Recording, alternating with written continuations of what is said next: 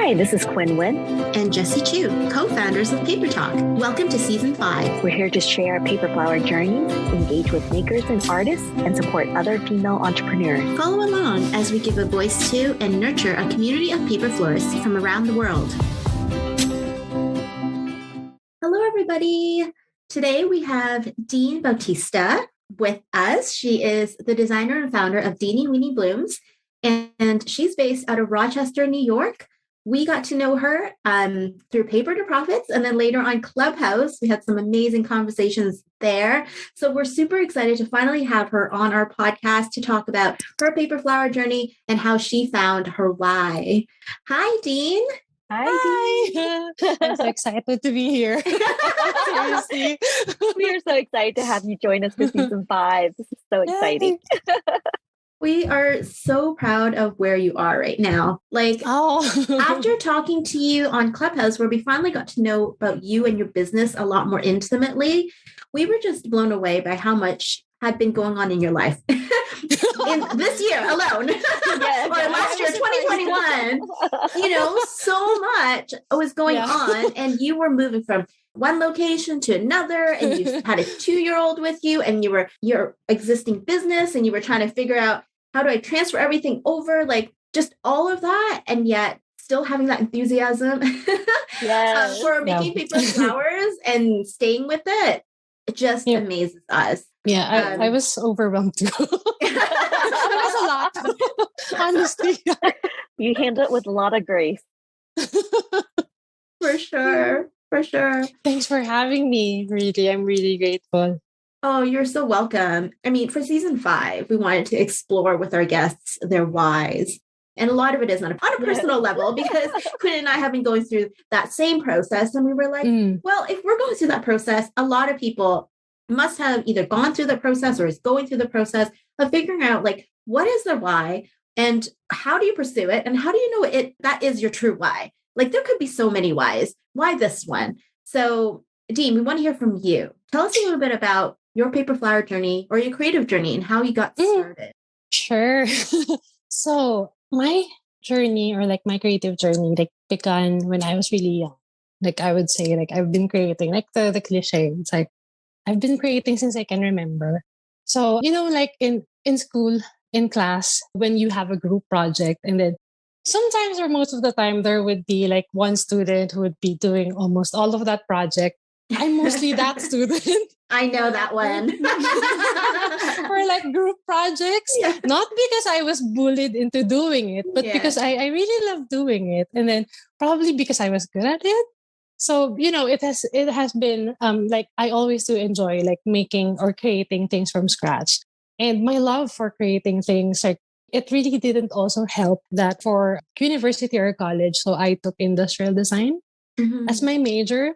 And personally, I would say that it's basically graded crafting because the first 2 years, for example, I remember in my first year, there are some subjects wherein you would be exploring the forms of this and that. And then there was one subject where I made little scorpions out of cardstock. So it's even at a young age, I really enjoy doing that. And then when I moved to another university, I had a chance to get another course. But then because I love what I started, or the experience in taking that course, that I still took it. So yeah, from such a very young age, I really do enjoy creating things. So I then jump on to a few years after. So my first encounter, as you can say, with paper flowers was when I saw this work. She was from the same university and program. And then she created this very beautiful bouquet made out of book paper. So I think she was commissioned for the bouquet, and it was featured in one of a TV series back. I think this was 2016. So that was my first brush with paper flowers. And then I found it so beautiful. I really like the form that you can make out of cardstock and book paper. So that was my first thought. I could say that it was love at first sight. My love at first sight with paper flowers. And my second thought was, I can totally do that. I just need to know the specifics of it, but it's just give me an idea and then I can absolutely do that. And then during this time, so it was 2016, there were like so many things that were happening to me personally. So I was about to get married to my now husband. So Ronald, my husband, is based here in the US. He's also Filipino, like we met when we were kids. But then it's like when we started dating, he was already based here. So it's like, so I was about to get married, meaning I was about to move here or migrate here in the US. And at the same time, because I was about to migrate here in the US, I was about to resign in my former job as a shop front display and exhibition designer. Mm-hmm. So because I was to get married and I fell in love with paper flowers. So I know it might be cliche. So this is another like paper flowers and wedding story. But then it's like, I think like at that point, I was already thinking that this is something that I can do when I move. So at that point, I was already thinking that this is not just a hobby. This will be more than a hobby. So it's like, it's kind of interesting or even funny that when my former manager at the time, because I was about to resign in my former job, and then she asked me, so what are you going to do when you move into States? And then I just told her, I think with conviction, I'm going to make paper flowers. So this was back in 2016. And I haven't even tried my hand at making paper flowers. And then when we got married, we had 2 weddings. So we already had like a micro wedding, even though it wasn't a thing back then. Because it's like for visa purposes, it's like we had to get married here first. In our micro wedding, I only had like 2 relatives, not even like immediate family, because it was mostly my husband's family who's here. So it's like the local wedding in the Philippines was a must. So it's like we had 2 weddings. And then in that 2 weddings, I did like my bouquet, and then in the bouquet, and then the cake flowers. And then for the bigger wedding, it was like everything except for the flower roll, because I mean the large flowers, because I haven't done it yet back then. But it's like that 2 weddings even, I was already thinking about it as a portfolio, like my first portfolio or like my first samples. So like I feel but Deane, I feel like such a perfect fit because that's your background. Your background is creating portfolio work for clients and proofs and etc. So like it's really cool how it kind of ties in. But anyways, So when I moved here in the States, and then after that, like whole like after our events, and then at that time also, like we moved from Indiana, we were based from Indiana, we moved to North Carolina. And then like after that, as I've mentioned, it's like it was my first portfolio. So I started like posting about it. And like we artists, like we really love to post about our work, right? So I started posting like in crafting groups. And then I was like pleasantly surprised because I received comments of like, hey, like your work is beautiful. Can I get the file or can I buy the file? It's like I was, because also by this time I was using Cricut to like cut the templates of my files. And then also it also helped me that I have a background in graphic design softwares. So like making my own templates was a bit like a smooth transition for me.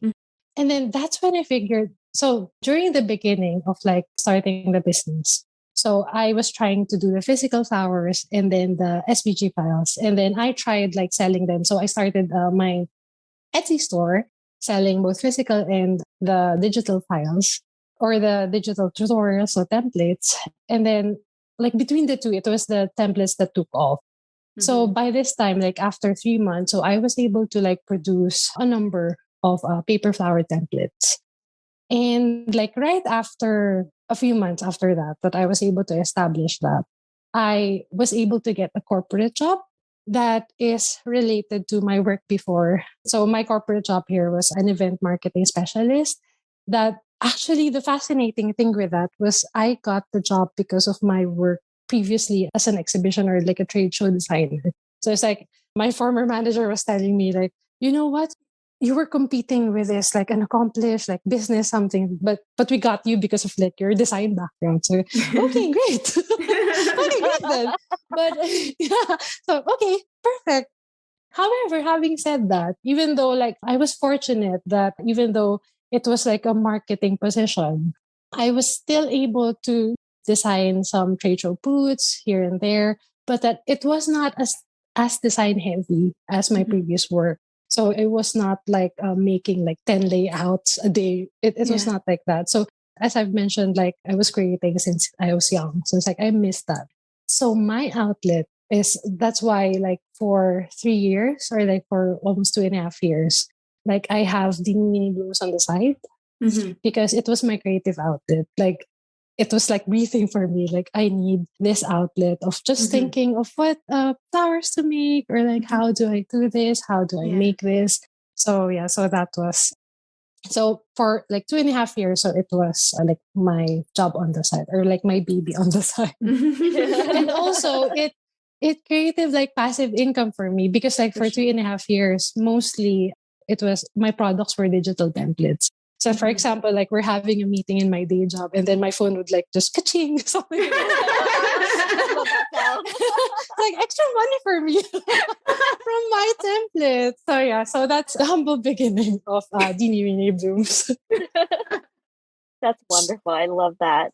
It's just starting. I think a common denominator a lot of paper artists have is that we have this brain that we love to solve problems. We like to fix things and to like see it and like, how can I replicate that and do it my own way? And I think this is what makes us shine so well. Is like we're looking at a flower, like, how can I replicate that and make it into my own paper form? So I love that. And I love the excitement in your voice so much. You can probably tell why this is my why, right? Like I really get excited. Yes.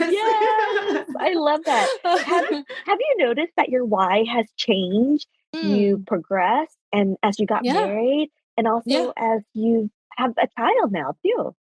So I can say that honestly, when I was about to take my course or like high school, for example, when you're about to take the path to your career or first career, I was really undecided by then because it's like, what do I want to be when I grow up? So that was the question I had for so long. Yeah, big question, right? Yeah. And then my decision to like take the design course like really paved the way for me to get my why. Because it's like, I loved what I did. Like, I loved like learning or really just creating things. And then like, as years pass by, I realized that this is like what I love doing. That when I have an idea, I draw it. And then like what really gives the spark and like joy for me is seeing it in actual. So it's like that's the thing for anything creative for me. So by like doing the display racks or the trade show booths or even of course with the flowers, like this idea of mine or this paper flower when I lay it out and then I see it in action and then take pictures of it. And like that really gives the spark for me. And what adds to the spark is that the affirmation from people who sees it is like, oh, that's beautiful. Like that what adds to like the spark or the joy of like my wife of like That's so amazing.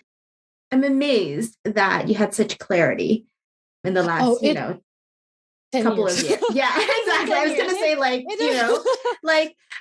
you said, I think a lot of us, I don't know. I mean, we go into university pursuing a degree that we don't even know if it's right for us. And I'd like to point out that, for example, the reason that I pointed like my first day job here in the US, which was on the marketing aspect, it's like that was like a realization for me that what I really want to pursue has something to do with creative or like creativity.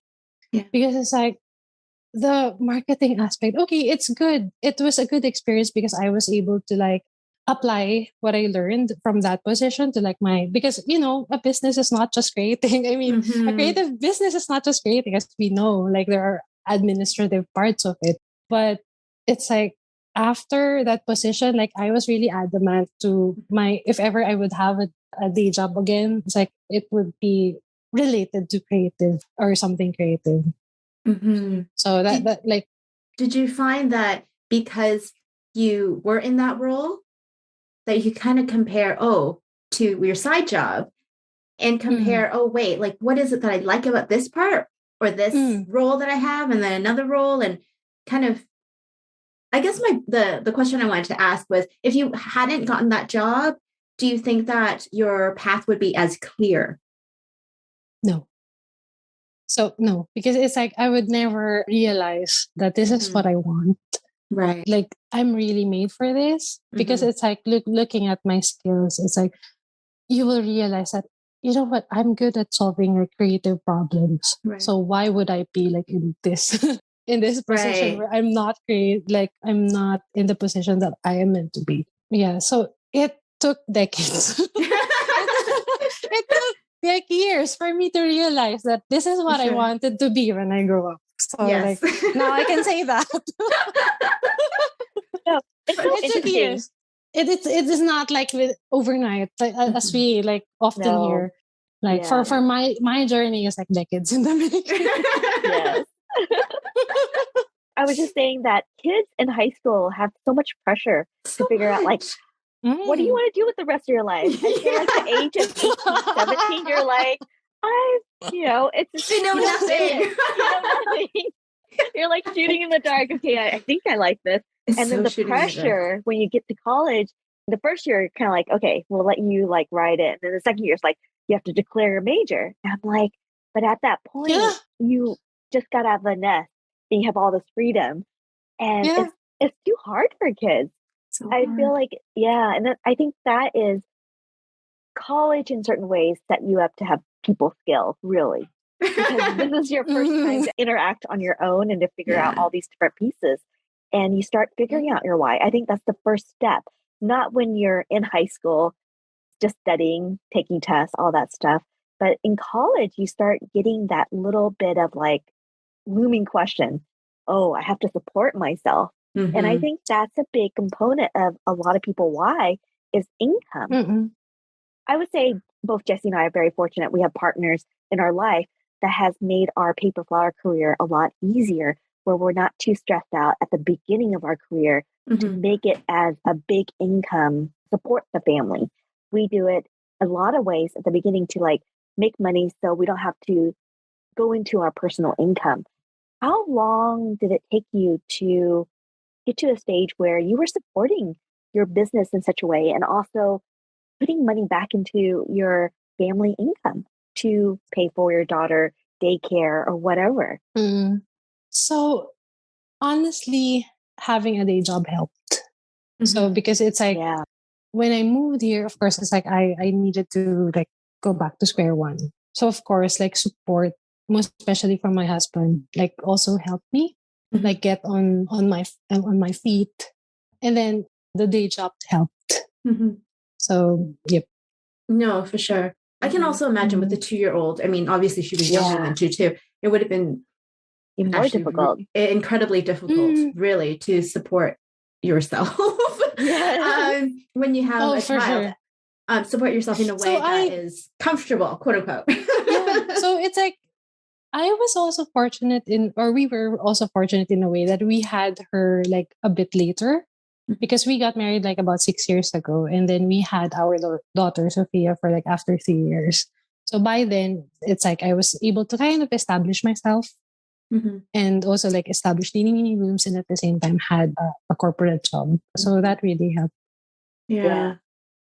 I can see that. I mean, the reality is like financial. And it is a reality for most of us. Right? Like, and to some extent, I feel like having that full-time job, doing whatever it is, and then having your paper flowers on the side, I think it's a testament to like how strong your why is. How strongly do you believe in having that creative outlet? Because if you're going to stick with it for years, like I hand it to you. It's hard having a full-time job and selling and making on the side. But if you're doing it, I think it's like telling you something. You know? For me, it just boils down like creating is what really gives me joy, because it often like on that corporate job. So my drive then was like 2 hours a day, because it because it's like one way was like almost 50 minutes or like almost an hour. And then I find myself like just really thinking about teeny weeny blooms, like on my way to the office and like from the office. So it's like there's like an on and off button, or sometimes I even think about it, like even when I was at work, like, oh my gosh, about it. my former boss about it. But it's just like when you like you would find your why when you really enjoy it. You really sign. enjoy the process. I like that sign that you're saying though. If you're like daydreaming about it. That's and you're okay with daydreaming about it. It's like you're bringing it home, but you're okay thinking about it all the time. I think that's a sign. It is. You know, it's not work anymore. It's like like you said, it's not even when you're daydreaming. You're also it's a probably lifestyle, being creative too, right? Yeah, it's a lifestyle. It's a lifestyle. You know what's so funny? I'm looking at all of our screens. We're doing this via Zoom, and I can see paper flowers in all three screens, like in some representation. And it's just really amazing. Like it is a lifestyle for us. And I love how you phrased it, Jessie. It's something that we incorporate in so many different ways, small ways, big ways, and incorporating that little happiness into our life. And I think that's really a big sign. And if you don't mind putting in hours and hours of work after hours, after you put the kids to bed, after you feed the family, and you're devoting another 3-4 hours, staying up to like midnight or 1, just to do this one thing, it's a sign. It's a really big sign that you are super happy. And you're meant to do that. Yeah, exactly. And you know what? One thing that kind of pops in my head as I'm, as you're talking, is this TikTok where it's like, oh yeah, I'll be my own business owner and it's going to be amazing. And people don't realize how much more hours you're going to be putting in. It is not an 8 to 5 job at all when you become your own business owner.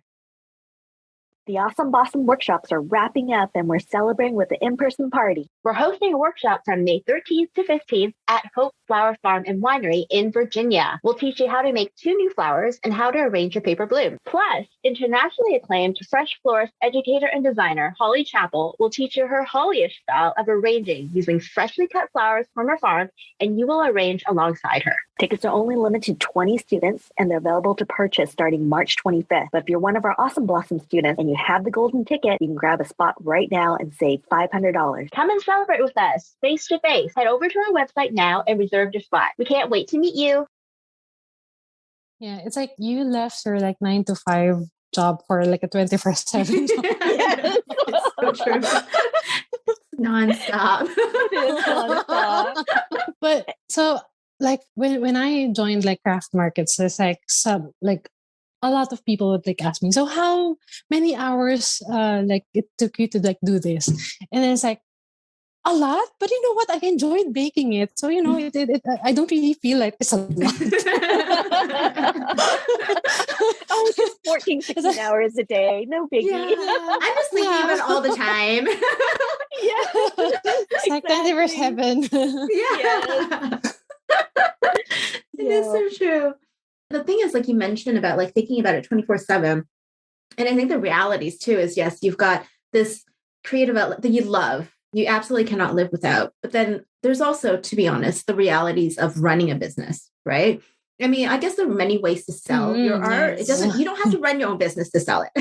You could have someone else sell it. But it's finding that, that type of business structure that works for you, where maybe your strength, maybe you're really terrible at, or you're terrified of selling to other people because for whatever reason, you're really self-conscious, you're nervous about it. Some people don't like the bad feedback, like they can't handle it. So I think it's totally fine. But I think it might just require some creativity on your end, thinking about, okay, I love making these flowers. How do I have someone else sell it?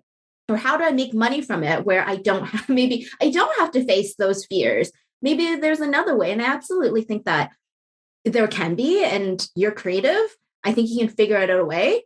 But if, that stuff doesn't scare you, then I don't know. I find that like the more I invest in making my business work, the more I feel like there's a creative part in that too. That's kind of fun. That kind of works with our creative mind. Yeah, definitely. What I would into that like angle is that, so I would say that I am a natural introvert, or like I would say like I would like shy away from people like initially, but then like what kind of like fueled my why is like that connection with people and like the affirmation that they give. Because it's like at first I was kind of, it's like if I had a choice, I would refrain from like joining craft markets. But then it's like in like the angle of like what would work more for my business is like that's why I explored it. But then the more that I joined it, it's like I love that connection that I get with people. That's why even though, as I've mentioned, like as much as possible, I really would want to shy away with people. It's like my thrust now, for example, for this year is I want to network more locally because it's like at that same time, I get to meet new people. And then it's like, for example, whenever you feel down or like you feel that there's no way out of it or like there's no more road, it's like there would be people coming your way who would be telling you like, you know what, you would make it big here because no one is like doing this here in, for example, in Rochester. Or like, for example, when myself like joining the craft markets and people would tell me, you know what, I went here just for you because I want to get these flowers, this and that. So, you know, those, yes. And it's like, those really give me the affirmation to go on. For sure. Because meaning like I'm doing something good or great or, you know, it's also affecting people. Yeah. So it's kind of interconnected in a way. So for sure. Yeah. So it's part like, of your why. Yeah. So it's like, even though, yeah, it's so easy to be afraid of like that talking to people, but like you can use it. You can use the affirmations that you get to like fuel your why. So for sure. I love that angle. That's a really good way of approaching it because most of us are introverts. And sometimes all we want to do is make. But I mean, the realities are we make for ourselves, but it's also nice when people say to us, oh, you know, those are real flowers. Or like, oh my God, like that's such a wonderful job. It does give us some joy, you know? And then it's like, it was fascinating because it's like for like because again, I started to network myself here in Rochester like last December, like the Christmas season. And then I joined like 5 markets. And like for those 5 markets, I had like each unique experiences. Like, for example, in one market, a customer like bought this bouquet like from the previous market. And then I was able to like meet her like after Thanksgiving in like another market. And then she told me, you know what? Your bouquet was like people were during Thanksgiving we're just talking about it. Like they really love the bouquet. So that's one. And then like in another market, I saw this like young twins that they got like this paper flower Christmas ornament from me, and like they were just like prancing around the market like holding those. So it's like, oh, it's so fascinating. So you know those unique experiences also adds to the flame, as you can say. And also great marketing too. They were so cute, like, you know, like, oh, I wish Sophie would not like throw it, but just like handle it like that. Because she usually throws it around. So those are just like fascinating experiences. Yeah, no, for sure. You really don't know until you throw yourself out there. Right? Like in every experience, good or bad, it helps you reflect. Yeah, it helps you reflect on like, am I supposed to do this? Or is this going to sell? Like whether it's a marketing aspect or it's a why aspect, like, oh, do I really want to focus on these like big, I don't know, big bouquets, or do I really want to focus on these small ones? Or, you know, I think we were talking about this in the other episode, Quinn and I, about how like you can really niche down even your why, like your paper flowers, especially at the beginning, like you might be trying every size, every color, every shape. But even that, like you can niche down. I mean, you've niched down to like cardstock, right? And to certain colors as well.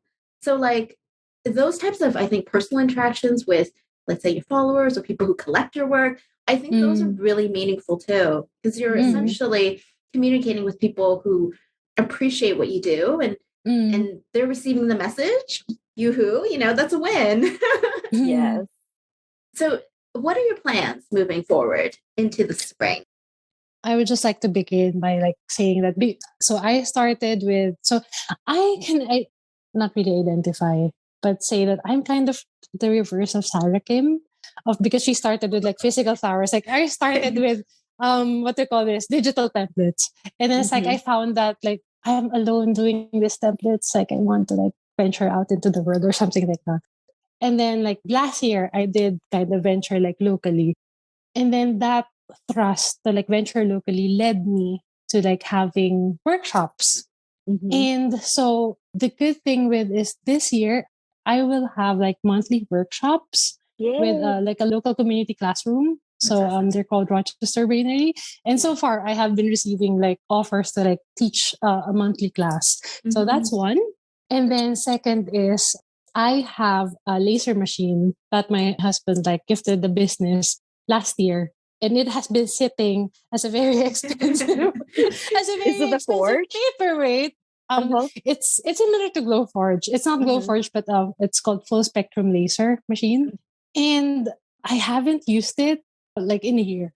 So, for example, I just released the earrings that is a combination of acrylic and because it's like since this is my why or like a product of my why, like paper flower. So I want all of my products to be more or less related to paper.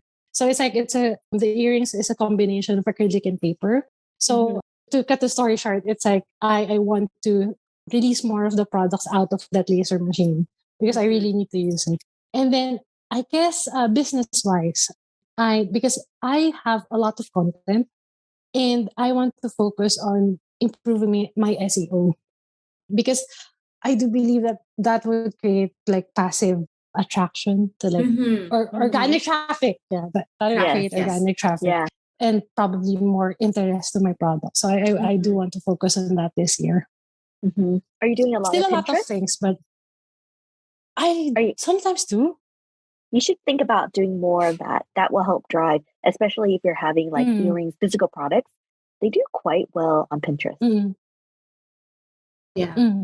I mean, there really are so many, so many avenues. Platforms. Avenues that you can like maximize your your focus on.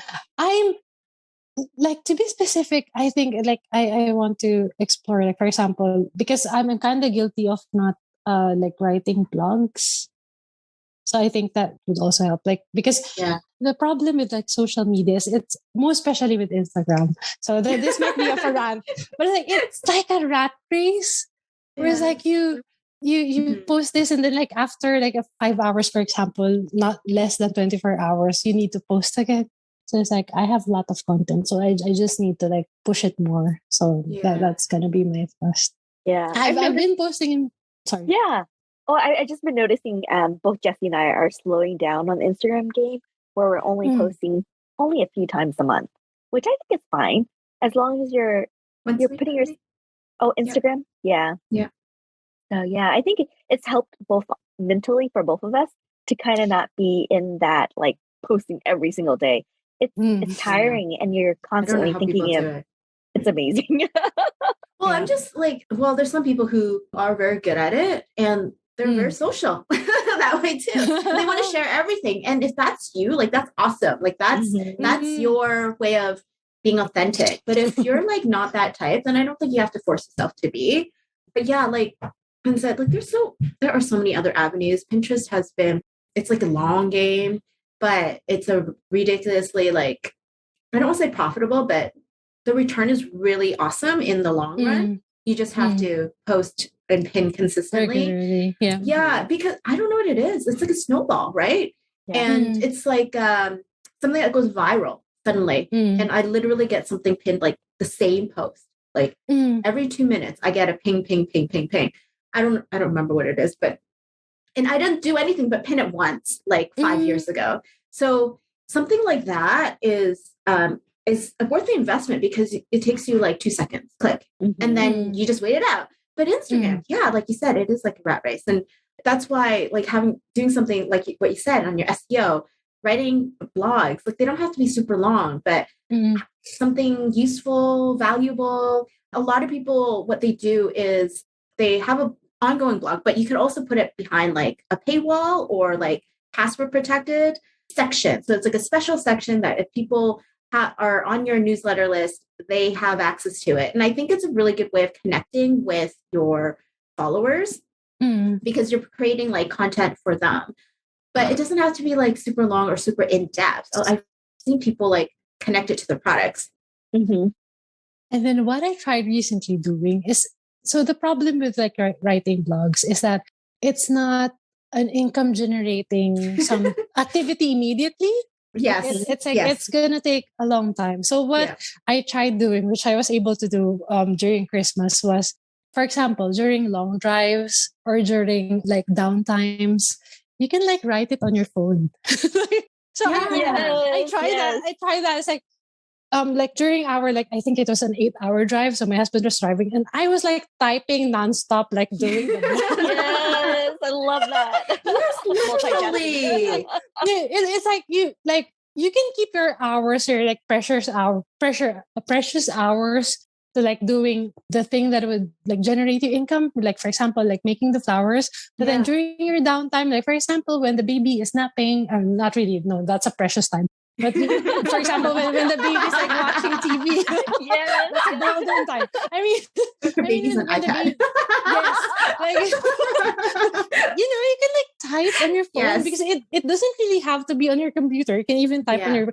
I just type on my iPhone's notepad, and then I just like send it, like email it on my email, and then like I think that's the best idea. Like doing it when you can and when inspiration strikes. Just whatever, like on the notes or whatever, and just do it. Because or else, like if you're like, I have to do it on this day, I gotta write a blog, and you have like nothing. Oh no, you could. That's so hard. Yeah. You're like, this is why it takes 2 hours. That's